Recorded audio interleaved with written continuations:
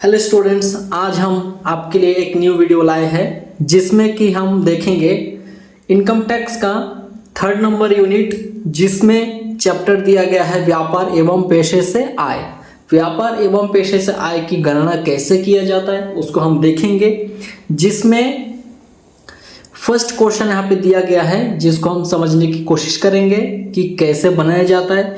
देखिए, आप चिंता बिल्कुल मत कीजिए, क्योंकि ये जो क्वेश्चन है, ये जो यूनिट है 3rd यूनिट, इतना ज़्यादा इजी है, इतना ज़्यादा सरल है, आप सोच भी नहीं सकते कि ये व्यापार पेशा चैप्टर इतना ज़्यादा सरल हो भी सकता है। क्योंकि आप ऑनलाइन कहीं भी सर्च करो या आप ऑफलाइन कॉलेज में, कोचिंग में, कहीं भी आप क्लास ज्वाइन करो, वहाँ पे ऐसे तरीके से आपको बताया जाएगा, आप तो समझ नहीं पाओगे। अब जो आपको पढ़ा रहे हैं उनका कॉन्सेप्ट क्लियर है तो क्लियर है, लेकिन आप उनका समझ नहीं पाएंगे इतना आसानी से। इसमें जो रूल्स हैं वो रूल्स हमेशा पता होना चाहिए। अगर वो रूल्स आपको पता नहीं है तो आप इस चैप्टर को भूल जाइए, आप इसको नहीं बना सकते। जो सच है वो मैं बता रहा हूँ, मैं आपको डरा नहीं रहा हूँ, जो सच है वही मैं बोल रहा हूँ। क्योंकि ये चैप्टर जितना सरल है उतना ही कठिन है। इसको सरल में बोला तो आप इतना पानी जैसा मत समझिए कि सरल सर बोल दिए, सरल है मतलब सरल, ऐसा नहीं है। ये जो चैप्टर है ये बहुत हार्ड भी है, बहुत सरल भी है, बहुत अच्छा है। अगर आप इसके रूल्स को जान गए, इसके फॉर्मेट को आप जान गए तो बहुत जल्द सरल है। और अगर आप नहीं जाने, आप उसको याद नहीं करते हैं या आपको वो पता नहीं है, तो आप ये नहीं बना सकते। सिंपल सी बात है। तो आज हम देखेंगे व्यापार एवं पेशे से आय की गणना कैसे किया जाता है। फर्स्ट नंबर क्वेश्चन एक्सरसाइज का, मेरे पास जो बुक का क्वेश्चन है वो डॉक्टर H.C. मेहरोत्रा एवं डॉक्टर S.P. गोयल का बुक है। ठीक है, मेरा जो बुक है उसका फर्स्ट नंबर क्वेश्चन यहाँ पे दिया गया है। आप अपने बुक से मैच कीजिए। आपका बुक में जो क्वेश्चन दिया होगा ये हो सकता है अलग अलग नंबर पे हो सकता है। मेरा 1 नंबर तो आपका 3 नंबर, 2 नंबर, कुछ भी हो सकता है। तो आप अपने बुक में इस क्वेश्चन नंबर को मैच कर लीजिए। और अगर आपका कोई दूसरा राइटर का बुक है तो आप कमेंट में बता दीजिए, या अपना जो बुक का राइटर है, कौन सा राइटर है, कौन सा बुक है, आप क्वेश्चन वहाँ पे मिला है तो ठीक है, नहीं मिला है तो इसको देखिए, इसके रूल्स को पे फॉलो करके देखिए, इजीली बन जाएगा। नहीं बनेगा तो कमेंट में बता देना कि सर मेरा अलग बुक है, अलग राइटर का है, सेम क्वेश्चन नहीं है, या मुझे इस क्वेश्चन में ऐसा प्रॉब्लम हो रहा है, आप कमेंट में बता दीजिएगा। या फिर मेरा जो डिस्क्रिप्शन वहाँ पे मेरा नंबर रहेगा, तो आप सीधा मैसेज में पूछ सकते हैं कि सर ऐसा ऐसा प्रॉब्लम है। ठीक है, आपका प्रॉब्लम आपका सॉल्व कर दिया जाएगा, उससे आप बिना टेंशन के रहिए। तो चलिए पहला क्वेश्चन पढ़ के देखते हैं। देखिए, इससे पहले मैं एक बात और बता देता हूँ, जो रूल्स हैं, जो इसका फॉर्मेट है, ठीक है, कितने टाइप के फॉर्मेट होते हैं, कितने सारे रूल्स हैं, उसका भी अलग PDF है, उसका अलग नोट्स हैं। ठीक है, तो वो अगर आपके पास है, देखिए बुक में सब चीज़ है, अगर आप पढ़ोगे तो बुक में सब चीज़ है, और अगर आप नहीं पढ़ोगे तो कुछ नहीं है। आप सब जगह ढूंढते फिरोगे, मुझे ये नहीं मिला, वो नहीं मिला, ऐसा एक्सक्यूज़ बहुत आएगा। ठीक है, बुक में सब कुछ दिया। आप देखिए, जो इनकम टैक्स का बुक है वो पूरा आपको पढ़ना पड़ेगा, क्योंकि पूरा रूल से भरा हुआ है। ये देखिए, मेरे पास ये बुक है इनकम टैक्स का, डॉक्टर H.C. मेहरोत्रा का है और डॉक्टर S.P. गोयल का है। तो मैं इसी बुक से पढ़ाता हूँ।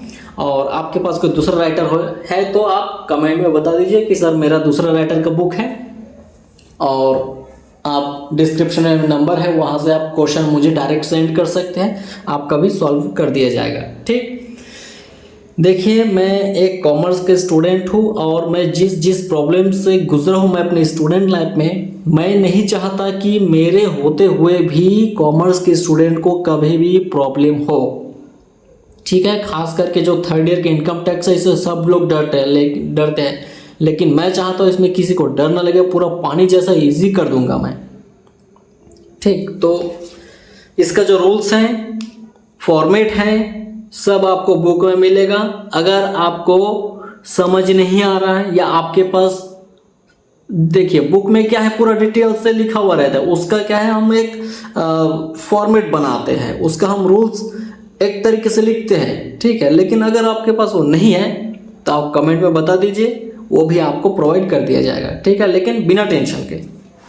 और इनकम टैक्स को जब पढ़ोगे बिना टेंशन के, माइंड फ्रेश करके पढ़ना, ठीक है। इसको डरना नहीं है इसमें, इसको नाम सुन के डर लगता है लेकिन डरना नहीं है इसमें।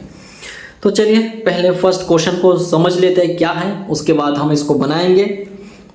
तो क्वेश्चन में दिया है कि मिस्टर एन ने 31 मार्च 2025 को समाप्त होने वाले वर्ष के लिए अपने कपड़े की दुकान का लाभालाभ लेखा निम्नानुसार तैयार किया है। जो मिस्टर एन है वो 31 मार्च 2025 को समाप्त होने वाले वर्ष के लिए अपनी कपड़ों की दुकान का लाभालाभ लेखा निम्नानुसार तैयार किया है। मतलब वो अपने कपड़े की दुकान में कितना लाभ कमाया, कितना हानि कमाया, कितना खर्चा किया, कितना आय कमाया, मतलब वो एक तरीके से पूरा लिख के दे दिया कि मैंने इतना इतना सारा रुपए खर्चा किया और इतना इतना मैंने इनकम किया। वो सब डिटेल्स यहाँ पे है, वो एक शीट तैयार करके दे दिया। आगे क्या बोल रहे हैं, 2025-26 के कर निर्धारण वर्ष हेतु उसकी व्यवसाय से आय ज्ञात कीजिए, ठीक है। उसकी व्यवसाय से आय हमें ज्ञात करना है। सबसे पहला क्वेश्चन पढ़ के आपको देखना पड़ेगा कि जो पर्सन है, जो व्यक्ति है, कौन है, मिस्टर एन। यहाँ पे फिलहाल कौन है, मिस्टर एन एक व्यक्ति है, ठीक। ये मिस्टर एन कौन सा खाता खोला, कौन सा अकाउंट खोला, वो हमें सबसे पहला पहचानना है। क्योंकि यहाँ जो व्यापार पेशा चैप्टर है, इस व्यापार पेशा चैप्टर के अंतर्गत 3 टाइप के खाता खोला जाता है, 3 टाइप के अकाउंट्स खोला जाता है। सबसे पहला होता है हमारा लाभानी खाता, उसके बाद आय व्यय खाता और तीसरा प्राप्ति भुगतान खाता। 3 प्रकार के खाता खोला जाता है और तीनों का रूल्स अलग अलग होता है। प्राप्ति भुगतान खाते का रूल्स अलग होता है, लाभानी खाते का रूल्स अलग होता है, आय व्यय खाते का रूल्स अलग होता है। आय व्यय खाते का रूल्स और लाभानी खाते का रूल्स मैच खाता है, लेकिन फिर भी उसके अंदर कुछ कुछ डिफरेंस है। और इसका जो फॉर्मेट है, जो रूल्स है, वो आपको मिल जाएगा बुक में। अगर आपको नहीं मिलता है तो आप कमेंट कीजिए, आपको प्रोवाइड कर दिया जाएगा, ठीक। या फिर आप सीधा कांटेक्ट कीजिए, उससे आपको मिल जाएगा। तो आप वहाँ से समझ पाओगे कि नहीं कौन सा फॉर्मेट बनाना है। देखिए कौन सा फॉर्मेट बनाना है ये आपको तब पता चलेगा जब क्वेश्चन पढ़ोगे। क्वेश्चन में क्या दिया है, लाभानी खाता खोला है। अब लाभानी खाता खोला है तो लाभानी का फॉर्मेट के अनुसार बनाना है।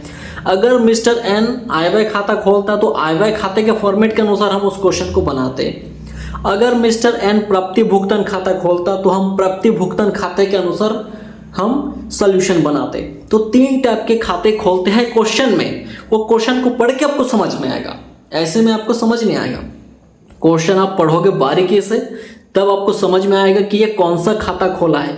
जो भी खाता खोला होगा क्वेश्चन में मेंशन रहेगा कि लाभानी खाता खोला है, आय व्यय खाता खोला है या प्राप्ति भुगतान खाता खोला है, वो मेंशन रहेगा।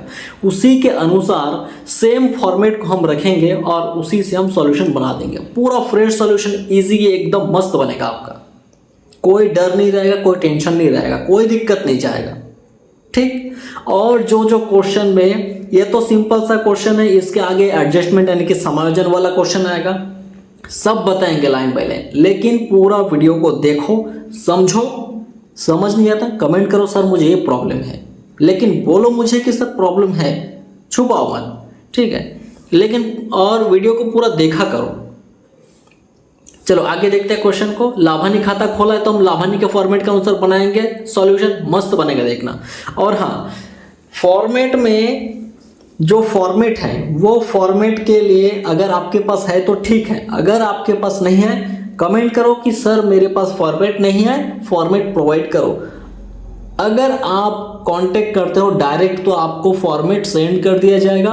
और अगर बहुत सारे लोगों का, बहुत सारे स्टूडेंट्स का अगर कमेंट आए कि सर नहीं मेरे पास भी नहीं है, अगर 10 से ज़्यादा स्टूडेंट का कमेंट आए कि सर फॉर्मेट नहीं है, हमें फॉर्मेट चाहिए, तो फॉर्मेट का एक पर्टिकुलर वीडियो अपलोड किया जाएगा आप सभी लोगों के लिए, 3rd ईयर इनकम टैक्स के लिए, ठीक है।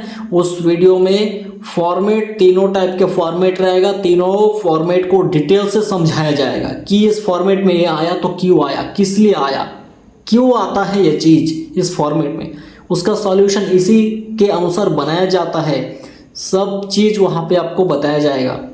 तो देर ना करो, कमेंट करो कि सर मेरे पास नहीं है, अगर है तो अच्छी बात है, नहीं है तो कमेंट कर दो, ठीक है, उसका भी वीडियो आप लोग को अपलोड कर दिया जाएगा। और एक बात देखो, अभी मैं जहाँ पे हूँ वहाँ पे मेरा सेटअप नहीं है, ठीक है, तो अभी कुछ दिन कॉपी में ही आपको समझना पड़ेगा। इसके बाद 1 मंथ के अंदर ही आपका सेटअप, मेरा जो सेटअप है यहाँ पे स्टूडियो का सेटअप रेडी हो जाएगा। उसके बाद आपको बोर्ड में पढ़ाऊंगा, सभी लोग बोर्ड में समझेंगे, ठीक है। लेकिन अभी 1 मंथ तक आपको कॉपी में समझना पड़ेगा क्योंकि मैं बाहर हूँ अभी और यहाँ पे मेरा सेटअप नहीं है, ठीक है। चलिए देखते हैं आगे क्वेश्चन। लाभानी खाता खोले तो लाभानी के अनुसार बनाएंगे। अब लाभानी का जो फॉर्मेट है आपको इस क्वेश्चन में जितना है उसी हिसाब से बनाऊंगा, लेकिन जो फुल फॉर्मेट है वो आपको अलग सा पर्टिकुलर वीडियो में मिलेगा, जिसकी बात मैं अभी कर रहा हूँ, ठीक। तो चलिए क्वेश्चन देखते हैं। 31 मार्च 2025 को समाप्त होने वाले वर्ष के लिए ये अकाउंट दिखा दिया, मतलब ये जो मिस्टर एन है ये बोल रहा है कि 31 मार्च 2025 को समाप्त होने वाले वर्ष के लिए मेरे व्यापार में इतना रुपए खर्चा हुआ और इतना रुपए आय हुआ है, ये पूरा डिटेल अपने दे रहा है वो। देखो मैं एक चीज और बता देता हूँ, व्यापार पेशा चैप्टर में हमें एक सही गलत का पहचान करना पड़ता है, मतलब हमें एक तरीके से जज करना पड़ता है, हमें जज का काम करना पड़ता है यहाँ पे कि ये वाला सही है तो ठीक है, ये वाला गलत है तो यहाँ से हटा दो। मतलब ये जितना सारा खर्चे दिखाए हैं, क्या ये व्यापार से संबंधित है, क्या ये खर्चा सही में ये खर्चा हुआ है तो ठीक है, रहने देंगे। अगर हमें लगता है, देखिए जो फॉर्मेट के अनुसार हमें लगता है कि हमें, ऐसा थोड़ी ना कि मेरे मन में कुछ भी लग गया मैं कुछ भी कर दूंगा, ऐसा नहीं है। जो फॉर्मेट के अनुसार है, जो रूल्स है उसी के अकॉर्डिंग मैं बोल रहा हूँ कि अगर हमें दिखता है इस क्वेश्चन में कहीं भी कि ये वाला मद व्यापार से संबंधित नहीं है तो हम उसको यहाँ से हटा देंगे। देखो क्या है, लोग अपने आयकर को बचाने के लिए, ठीक है, आयकर को बचाने के लिए बहुत प्रकार के बदमाशी करते हैं, बहुत प्रकार के उसमें गलतियां करते हैं जानबूझ के, ताकि उसकी इनकम कम हो, कम से कम इनकम दिखाई दे यहाँ पे, और उस कम से कम इनकम पे कम से कम टैक्स भी भरना पड़े। इस चक्कर में लोग बहुत ही होशियारी से काम करते हैं और अपने इनकम को छुपाने की कोशिश करते हैं, ठीक है। तो इसीलिए यहाँ पे जो उसका व्यापार का डिटेल यहाँ पे शो किया रहता है, वहाँ पे वो अपने जानबूझ के गलत करके यहाँ पे गलत मदों को शो कर देता है। हमें उस गलत मदों को हटाना है, यहाँ पे जज का काम करना है हमें यहाँ पे, और सही मद को रहने देना है, ठीक है। तो क्वेश्चन में देख लेते हैं क्या क्या मद वो शो किया है यहाँ पे। वेतन एवं मजदूरी 33,000 का शो किया, मतलब वो बोल रहा है कि मेरा कपड़े का दुकान था जिसमें मैं कर्मचारी रखा था और कर्मचारियों को वेतन और मजदूरी में पेमेंट किया 33,000 रुपए का। सही है, कोई दिक्कत वाली बात नहीं, क्योंकि जो भी व्यापार करता है उसमें कर्मचारी बिल्कुल लगते हैं, कर्मचारी रखते हैं और उनको वेतन और मजदूरी पेमेंट करते हैं, ठीक है, कोई बात नहीं। किराया आदि, अब देखिए जहाँ पे बिजनेस वो कर रहा है, जहाँ पे दुकान वो खोला है, उस दुकान को भी वो रेंट में लिया होगा, तो उस दुकान का किराया वो पेमेंट करता होगा 1600 रुपए, कोई बात नहीं, नो डाउट ये होता है। उसके बाद गृह व्यय, गृह व्यय मतलब घर का व्यय, घर का व्यय 82,000 रुपए। अब मैं एक चीज और बताता हूँ, देखिए इसको समझना कैसे। और हमें यहाँ पे ये देखना है कि ये जितना सारे खर्चे को, देखो ये डेबिट साइड है, लाभानी खाता खोला है और विकलन पक्ष में जितना सारा मद दिखाया है ये सारा का सारा खर्चा है, और समाकलन पक्ष में जितना सारा मद ये दिखाया है ये सारा सारा हमारा आय है, इनकम है, ठीक। तो जितना सारा विकलन पक्ष में खर्चे को दिखाया, क्या ये खर्चे इसके व्यापार, कपड़े के व्यापार से संबंधित है कि नहीं है। अगर ये कपड़े के व्यापार से संबंधित है तो उसने सही दिखाया है, हमें उसको कुछ नहीं करना है, वहीं पे रख देना है। अगर ये उसके कपड़े के व्यापार से संबंधित नहीं है तो उसको हमें वहां से हटा देना है, कैंसिल करना, ठीक। ये हमें जज का काम यहाँ पे करना पड़ेगा। तो वेतन और मजदूरी व्यापार में होता है, लोग कर्मचारी रखते हैं, कर्मचारी को वेतन एवं मजदूरी पेमेंट करते हैं, कर दिया, ठीक है। किराया आदि, किराया पेमेंट करते हैं, हो सकता है वो रेंट में लिया हुआ अपने दुकान को, वहां का किराया पेमेंट कर रहा है, ऑब्वियसली होता है, ठीक है, रहने दो। गृह व्यय मतलब घर का व्यय, देखो ये घर का व्यय, मैं इसको स्टार लगा देता हूं। घर का खर्चा क्या होता है, पर्सनल खर्चा होता है। देखो घर अपना पर्सनल मैटर हो गया और हमारा बिजनेस ये अलग चीज हो गया। तो बिजनेस का खर्चा बिजनेस में शो करना चाहिए। भाई तुम घर के खर्चे को उठा के बिजनेस में क्यों शो कर रहे हो, ये गलत बात है। तो हमें ये गृह व्यय को अलग कर देना पड़ेगा। ये गलत किया है, देखो ज्यादा से ज्यादा खर्चा दिखाया दिया, खर्चा ज्यादा दिखाया यहाँ पे, गृह व्यय उसका घर का व्यय को व्यापार में शो कर दिया 82,000 रुपए। अब 82,000 रुपए से उसका इनकम कम हो गया, इनकम जितना होना था उससे क्या कर दिया, 82,000 रुपए दिखा के इनकम को कम कर दिया। अब इनकम कम हो गया तो उसका क्या होगा, इनकम टैक्स कम आएगा और इनकम टैक्स कम पेमेंट करेगा। इतना होशियारी यहाँ पे चलाते हैं ये लोग। ठीक है, ये पर्सनल खर्चा है तो पर्सनल मैटर है, अलग रखना था इसको, लेकिन व्यापार में दिखा के क्या किया, इनकम को कम किया। ये इसका चालाकी, हम इसको चालाकी को पकड़ लिए, अब इसको हम अलग कर देंगे। चलो गृह व्यय का स्टार लगा दिया, मैं इसको अलग कर देंगे। ठीक है, आगे क्वेश्चन देखते हैं। आयकर, आयकर को भी हम स्टार लगाएंगे। इसके पीछे का कारण है कि ये भी हमारा पर्सनल खर्चा है, क्योंकि इनकम हम खुद करेंगे, इनकम मैं खुद करूंगा साल भर में, तो इनकम टैक्स भी मुझे ही पेमेंट करना पड़ेगा, वो भी मेरा एक पर्सनल खर्चे के अंदर आएगा, तो इसको भी हम अलग करेंगे। इस चीज को भी दिखा के वो चालाकी करने की कोशिश किया था। ये भी 900 रुपए अपना इनकम कम करने की कोशिश कर रहा था, तो इसको भी हम हटा देंगे यहाँ से। विज्ञापन व्यय 800 रुपए। देखो विज्ञापन होता है एडवर्टीजमेंट, बिना एडवर्टीजमेंट के कहाँ बिजनेस चलेगा। कपड़े का दुकान वो खोला है मिस्टर एन, जब वो प्रचार प्रसार नहीं करेगा, विज्ञापन नहीं करेगा, एडवर्टीजमेंट नहीं करेगा, तो कैसे उसका कपड़ा ज़्यादा से ज़्यादा बिकेगा। एडवर्टीजमेंट करेगा तभी बिकेगा, और एडवर्टीजमेंट बहुत ज़रूरी है, व्यापार में होता है, ये चीज़ करते हैं। तो विज्ञापन सही चीज़ दिखाया, कुछ नहीं करेंगे, रख देंगे।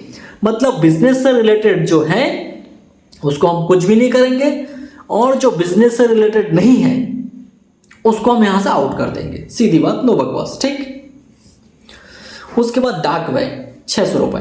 डाक व्यय 600 रुपए। डाक व्यय बिजनेस से रिलेटेड है कि नहीं है?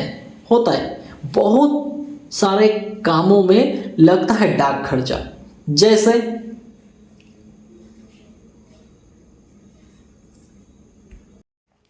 डाक खर्चे बिजनेस रिलेटेड है। कैसे? देखो जब माल हम किसी दूसरे पर्सन को, जैसे थोक विक्रेता है मान लीजिए, तो थोक में उसको माल बेच दिए, ठीक है। अब उसको कुरियर के थ्रू, डाक के थ्रू उसको लेटर देगा कि हम आपको इतने रुपए का माल भेजे हैं, एक सूचना पत्र वो देगा, ठीक है। तो इस तरीके से डाक व्यवहार भी हम करते हैं, तो ये भी बिजनेस से रिलेटेड है, इसको हम कुछ नहीं करेंगे, सही चीज है, दिखाया है, कोई कुछ नहीं करना है इसको हमें। ठीक, देखो डाक व्यय कैसे हैं, जैसे हम माल को भेज दिए और उसको एक लेटर लिख दिए कि हम इतने रुपए का माल आपको भेज दिए हैं, जब आपको प्राप्त होगा तो आप हमें एक सूचना पत्र दे देना। जैसे उसके पास माल पहुंच जाएगा, अगला वाला एक अपना लेटर लिखेगा, लेटर लिख के सूचना पत्र वो सीधा विक्रेता को दे देगा कि हाँ हमें माल रिसीव हो गया है। ऐसा करके डाक व्यवहार हम करते हैं बिजनेस में, तो ये व्यापार से संबंधित है, इसको हम कुछ नहीं करेंगे, रहने देंगे, सही चीज है। अगला उपहार। उपहार, इसको गिफ्ट मिला है, गिफ्ट दिया है इसने, कहाँ? रिश्तेदारों को। देखो रिश्तेदार ये अपना क्या है, घर का मैटर है, पर्सनल चीज आ गया है यहाँ पे। रिश्तेदार को उपहार दिए 900 रुपए, ये 900 रुपए का रिश्तेदार को उपहार दे के यहाँ बिजनेस में शो कर दिया, ताकि 900 रुपए से उसके इनकम कम हो जाए और इनकम टैक्स बचा ले। तो इसको भी हम यहाँ से हटा देंगे, रिश्तेदार को उपहार को हम हटा देंगे यहाँ से। जीवन बीमा प्रीमियम। देखो जीवन बीमा प्रीमियम खुद मेरा, देखिए जैसे मैं खुद ले लेता हूँ, मैं अपने खुद के जीवन का बीमा कराऊंगा, उसका प्रीमियम पटाऊंगा, तो मैं अपने खुद के जीवन के लिए किया, मतलब ये पर्सनल है, मतलब ये तो मेरे बिजनेस से रिलेटेड नहीं है ना। मेरा बिजनेस कपड़े का बिजनेस है, मिस्टर एन का बिजनेस कपड़े का बिजनेस है, और वो खुद अपने जीवन का पॉलिसी लेता है, बीमा कराता है, उसका प्रीमियम चुकाता है, तो उसका खुद का जीवन पर्सनल हो गया ना, बिजनेस से क्या रिलेटेड है, वो रिलेटेड नहीं है। तो ये भी हमें आउट करना पड़ेगा कि अलग अलग चीज को देखो, पर्सनल चीजों को बिजनेस में शो करके अपने इनकम को कम करने की कोशिश कर रही है, कितना चालाकी कर दिया ये। अगला दिया है अग्नि बीमा प्रीमियम। देखो अग्नि बीमा प्रीमियम बिजनेस से रिलेटेड है कि नहीं है? ऑब्वियसली है। क्यों है? देखो जब भी हम माल का क्रय विक्रय करते हैं व्यापार में, तो उसका बीमा कराना बहुत ज़्यादा ज़रूरी है। क्यों ज़रूरी है? क्योंकि हो सकता है ट्रांसपोर्ट के दौरान आग लग जाए, पूरा जल जाएगा, या दुकान में लाने के बाद किसी भी कारणवश उसमें आग लग जाए तो पूरा जल के खत्म हो जाएगा वो चीज़। तो बीमा कराना बहुत ज़्यादा ज़रूरी है। ये हमारे बिजनेस से रिलेटेड है, सही दिखाया, कुछ नहीं करना है अपने को। अशुद्ध ऋणार्थ संचिति, देखो ये अशुद्ध ऋणार्थ संचिति मतलब डूबत ऋण संचय, ये 800 रुपये है। ये हमारा अस्वीकृत है, मतलब ये हमारा बिजनेस से रिलेटेड नहीं है, ये बाहर का है। ठीक है, जब भी आपको क्वेश्चन में अशुद्ध ऋणार्थ संचिति, डूबत ऋण संचिति या संचय, ठीक, और संदिग्ध ऋण संचय, ऐसा कुछ भी दिखेगा, संचिति या संचय, इसको हमें अलग करना पड़ेगा। ये हमारा पर्सनल चीज़ के अंतर्गत आ जाता है, व्यापार से रिलेटेड नहीं होता है। ठीक, देखो वीडियो बहुत लंबा हो जाएगा, सारा डिटेल बताने जाऊंगा तो ये सारा चीज़ आपको मिलेगा नोट्स जो हमारा फॉर्मेट है उस वाला वीडियो में। ठीक है, अभी मैं जल्दी से सॉल्यूशन बना देता हूँ। ठीक, आगे देखिए, अंकेक्षण शुल्क, ये हमारे व्यापार से रिलेटेड होता है क्योंकि अंकेक्षण हमें करना पड़ता है, ऑडिट हमें बिजनेस का कराना पड़ता है। आगे दिए गए पूंजी लेखे में शुद्ध लाभ, पूंजी लेखे में शुद्ध लाभ कितना दिया इसको, 2,11,500 रुपये का हुआ है। टोटल हमें दिखा दिया कितना, 3,35,000 रुपये। अब राइट साइड में आए, क्रेडिट साइड में देखिए इसका कितना कितना इनकम किया अपने बिजनेस से। सकल लाभ कमाया है 3,34,725 रुपये का। रिश्तेदार से प्राप्त उपहार 275 रुपये का। देखो इसको हमें स्टार करना पड़ेगा क्योंकि ये हमारा बिजनेस से रिलेटेड नहीं है, ये बाहर का है। रिश्तेदार से प्राप्त उपहार, जब भी कहीं भी क्वेश्चन में पर्सनल कोई खर्चा या पर्सनल कोई इनकम दिखा जो पर्सनल मैटर से रिलेटेड है तो उसको अलग कर देना है, और बिजनेस से रिलेटेड है तो उसको वहीं पे रख देना है। ठीक, आप क्वेश्चन पढ़ लिए हो तो चलिए अब हम इसका सॉल्यूशन बनाएंगे विथ ना फ्रेश सॉल्यूशन बनाएंगे विथ कौन सा, वर्किंग नोट। ठीक, तो इसका जो सॉल्यूशन होगा उसको अब देखिए ध्यान से, कैसे हमको हेडलाइन लिखना है, कैसे फ्रेश सॉल्यूशन बनाना है, कैसे उसका वर्किंग नोट रेडी करना है। ठीक है, और इसका नोट्स पीडीएफ के साथ और फॉर्मेट सब आपको मिलेगा। अलग सा वीडियो में उसका डील किया जाएगा, पूरा तोड़ किया जाएगा उसका। ठीक है, तोड़ तोड़ के आपको बताया जाएगा उस चीज़ का। तो क्वेश्चन में सबसे पहले हमें लास्ट में देखना है किस चीज़ की गणना करने बोला गया है, यहाँ पे उसकी व्यापार से आय की गणना करना है। कौन, मिस्टर एन। तो हमें यहाँ पे हेडलाइन लिखना है मिस्टर एन की व्यापार से आय की गणना, मिस्टर एन की व्यापार से आय की गणना कर निर्धारण वर्ष 2025-26 के लिए। ठीक, ये हमारा हेडलाइन रहेगा। हेडलाइन कैसे बनाना है, हेडलाइन अगर बनाना नहीं आता है, देखिए हेडलाइन कैसे नहीं आएगा आपको, जिस चीज़ की गणना करने बोला जा रहा है उस चीज़ को लिखना है, और किस व्यक्ति का गणना करना है। जैसे मिस्टर एन है तो मिस्टर एन का गणना करना है, क्या गणना करना है, उसकी व्यापार से आय की गणना करना है। तो यहाँ पे लिखना है नाम के साथ मिस्टर एन की व्यापार से आय की गणना, और ये लाइन हमेशा लिखना है कर निर्धारण वर्ष 2025-26 के लिए। ठीक है, उसके बाद हमें सॉल्यूशन स्टार्ट करना है। सबसे पहले हमें क्या लिखना है, शुद्ध लाभ। शुद्ध लाभ से हमें स्टार्ट करना है। देखो अब सब लोग ये बोलेंगे सर शुद्ध लाभ लिखना है, हमें कैसे पता, हमें कैसे पता कि सबसे पहले क्या लिखना है, उसके बाद क्या प्लस क्या माइनस क्या कुछ करना है। देखो ये सारा चीज़ तुमको पता चलेगा जब तुम इसका फॉर्मेट को देखोगे, और फॉर्मेट अगर सबके पास है तो कोई बात नहीं, अगर फॉर्मेट नहीं है तो कमेंट करो, और 10 लोग का कमेंट जब तक नहीं आएगा तब तक नहीं मिलेगा आप लोगों को। ठीक, उसका वीडियो तभी मिलेगा, तभी अपलोड होगा जब 10 लोगों का कमेंट आ जाएगा उसके बाद। ठीक है, तो सबसे पहला शुद्ध लाभ हमारा क्वेश्चन में कितना दिया है, पूंजी लेखे में शुद्ध लाभ 2,11,500 रुपये का। ठीक, यहाँ पे देखो शुद्ध लाभ, पूंजी लेखे में शुद्ध लाभ 2,11,500, इसी को हमें लिखना है 2,11,500 रुपये क्या शुद्ध लाभ। इसमें हमें जोड़ना है अस्वीकृत अस्वीकृत व्यय, अस्वीकृत व्यय को दोबारा जोड़ देना है। देखो अस्वीकृत का मतलब क्या होता है, ऐसा खर्चा, यहाँ पे जितने सारे खर्चा हैं इस खर्चे में से कुछ कुछ को मैं स्टार लगाया हूँ। क्यों लगाया हूँ? क्योंकि बिजनेस से रिलेटेड नहीं है, और ये जो बिजनेस से रिलेटेड नहीं है इसी को बोला जाता है अस्वीकृत, मतलब डिसअलाउड।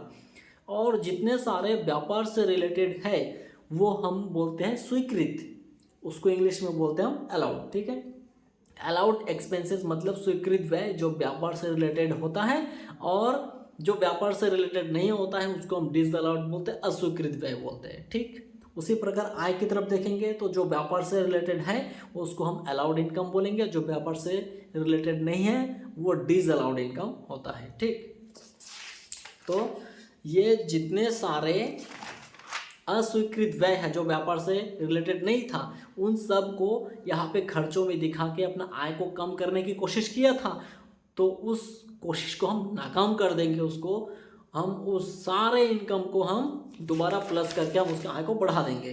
तो सबसे पहला ऐसा कौन सा इनकम था?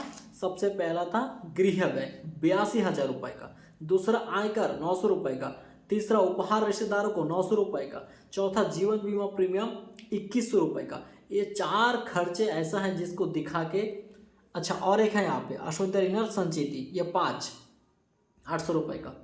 ठीक, ये 5 खर्चे ऐसे हैं जो व्यापार से रिलेटेड नहीं था, यानी कि डिसअलाउड एक्सपेंसेस था, अस्वीकृत व्यय था। ठीक, इनको दिखा के अपने आय को कम करने की कोशिश किया था, हम इसको दोबारा प्लस करके उसके आय को बढ़ा देंगे, इसकी बदमाशी हम होने नहीं देंगे। ठीक, तो सबसे पहला हमारा था गृह व्यय। गृह व्यय को हम लिखेंगे, गृह व्यय कितने का था? 82,000 रुपये का, 82,000 रुपये का। उसके बाद कौन सा था? आयकर था। देखिए उसके बाद कौन सा? आयकर। आयकर कितना? 900 रुपये का। उसके बाद उपहार रिश्तेदारों को, यहाँ मैं उपहार लिख देता हूँ 900 रुपये का, उपहार 900 रुपये का। जीवन बीमा प्रीमियम 2100 रुपये का, जीवन बीमा प्रीमियम 2100 रुपये का। अशुद्ध ऋणार्थ संचिति, अशुद्ध ऋणार्थ संचिति, अशुद्ध ऋणार्थ संचिति कितने रुपए का है? 800 रुपये का। ठीक, अशुद्ध ऋणार्थ संचिति कितने रुपए का? 800 रुपये का। इन सब का टोटल हम करेंगे, इन सब का हम टोटल करेंगे, और टोटल करने के बाद हम इस साइड में शुद्ध लाभ के नीचे लिख देंगे। ठीक है, तो इसका टोटल करो कितना होता है? 86,700। ठीक, आप इसका टोटल कर लेना, 86,700 रुपये का है। उसके बाद हम इन दोनों को देखो, इन सब को जोड़ के हम यहाँ पे लिख दिए। अब इन दोनों को जोड़ेंगे, शुद्ध लाभ को ये सारे खर्चे के साथ जोड़ देंगे। जोड़ने के बाद कितना आएगा? 2,98,200 रुपये का। आप कैलकुलेट कर लो। ठीक है, इसमें हम माइनस करेंगे। अब देखिए सबसे पहला इतने सारे खर्चे हैं, इन 5 खर्चे को दिखा के आय को कम करने की कोशिश किया था, सारे खर्चे उसके हम दोबारा प्लस करके आय उसको बढ़ा दिए। देखिए सारे खर्चे को माइनस कर दिया था, माइनस करने के बाद बोल रहा था 2,11,500 का मेरा शुद्ध लाभ बचा, और उसके चालाकी को हम पकड़ लिए कि गलत इनकम, गलत एक्सपेंसेस को प्लस माइनस कर दिया और आपने आय को कम कर दिया, है ना। सब घर के खर्चे, अपने आयकर, अपने जीवन बीमा, शुद्ध ऋण, मतलब दुनिया भर का बाहर का चीज़ अपने बिजनेस में शो कर दिया था। सब चीज़ को हम दोबारा प्लस करके आय को बढ़ा दिए, 2,98,200 हो गया।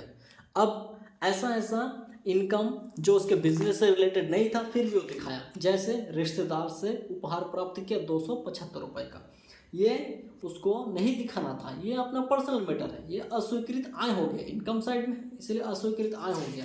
इसको हम माइनस कर देंगे क्योंकि वो दिखा के अपने आय को बढ़ाने की कोशिश किया था, 275 रुपये बढ़ाया था यहाँ पे अपने आय को, हम उसको कम कर देंगे अभी। तो इसको लिख देते हैं अस्वीकृत आय, इसको हम माइनस कर देंगे। अस्वीकृत आय में क्या हो जाएगा? रिश्तेदार से रिश्तेदार से उपहार प्राप्ति के 275 रुपये का, 275 रुपये का, बस यही है। और एक था शकल लाभ, ये हमारा बिजनेस से रिलेटेड है, बाकी कोई मद नहीं है क्वेश्चन में, ठीक है। अब हम इन दोनों को माइनस कर देंगे तो आएगा 2,97,925 रुपये। आप कैलकुलेट कर लो, अगर डिफरेंस आता है तो कमेंट कर देना सर डिफरेंस आ रहा है करके, ठीक है। सही कैलकुलेट करना है अपने को, तो टोटल कर लेंगे, यही हो जाएगा मिस्टर एन की व्यापार से आय, ठीक है। ये हो जाएगा इसका आंसर। कितना छोटा सा सॉल्यूशन बना, कितना आसान, कितना इजी, अब मेरे को बताओ, आप मुझे बताओ कमेंट में कि सर कितना आसान है। जितना बड़ा क्वेश्चन उतना बड़ा सॉल्यूशन भी नहीं बना, इतना आसान है ये। बस शुद्ध लाभ को लिखे, अस्वीकृत व्यय को प्लस करके उसको प्लस कर दिए, फिर अस्वीकृत आय को उसके साथ माइनस कर दिया, आंसर सामने। कितना आसान है बताओ मेरे को, कितना ज़्यादा आसान है।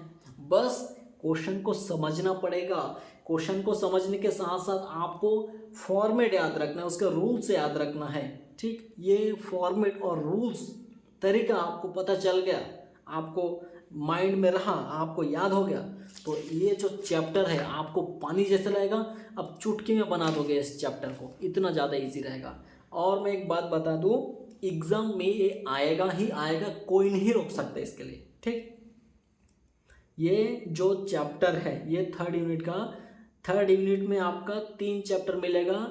3 चैप्टर की हम बात करेंगे तो व्यापार पेशा पहला रहेगा, दूसरा रहेगा पूंजी लाभ, और तीसरा रहेगा अन्य साधन, और चौथा रह सकता है आपका हानियों की पूर्ति, ठीक है। हानियों की पूर्ति 4th यूनिट में आ जाता है शायद। तो ये 3 चैप्टर हम पकड़ सकते हैं इसको, व्यापार पेशा, पूंजी लाभ, अन्य साधन। तो इन तीनों का हम रेशियो देखेंगे तो व्यापार पेशा अकेला 50% चांस है, और पूंजी लाभ 25% और अन्य साधन 25% चांस है। अगर एग्जाम में आया तो सबसे ज़्यादा चांस किसका, व्यापार पेशा, ये आएगा ही आएगा। व्यापार पेशा क्वेश्चन आएगा ऑप्शन में, या तो अन्य साधन आएगा या फिर पूंजी लाभ आएगा, दोनों में से कोई एक ना एक आएगा, लेकिन व्यापार पेशा आना निश्चित है, आप देख लो, ठीक। तो ये जो चैप्टर है बहुत ज़्यादा आसान है, अगर आपको फॉर्मेट पता है, इसका रूल्स पता है तो, और अगर आपको नहीं पता तो आप इसको माथा ठोक लो, पीट लो, कभी कैसे भी नहीं बना सकते, आपको समझ आएगा ही नहीं, ठीक। तो जल्दी कमेंट कर दो, तब आपको उसका वीडियो अपलोड हो जाएगा, ठीक। आपको उसका रूल्स और फॉर्मेट सब कुछ मिल जाएगा, और आपके पास ऑलरेडी है तो कोई बात नहीं, आगे क्वेश्चन बनाते रहो। जिसमें भी प्रॉब्लम आएगा कमेंट कर देना, लेकिन अभी इस चैनल में कंटिन्यू वीडियो अपलोड होते रहेगा। 1 नंबर हो गया व्यापार पेशा का, 2nd number next video upload होगा, ठीक। देखो इसमें कुछ समझ नहीं आता है तो कमेंट करो, पूछो, और अगर समझ में आ गया तो ठीक है, नेक्स्ट वीडियो में मिलेंगे नेक्स्ट टॉपिक और नेक्स्ट क्वेश्चन के साथ, ठीक है।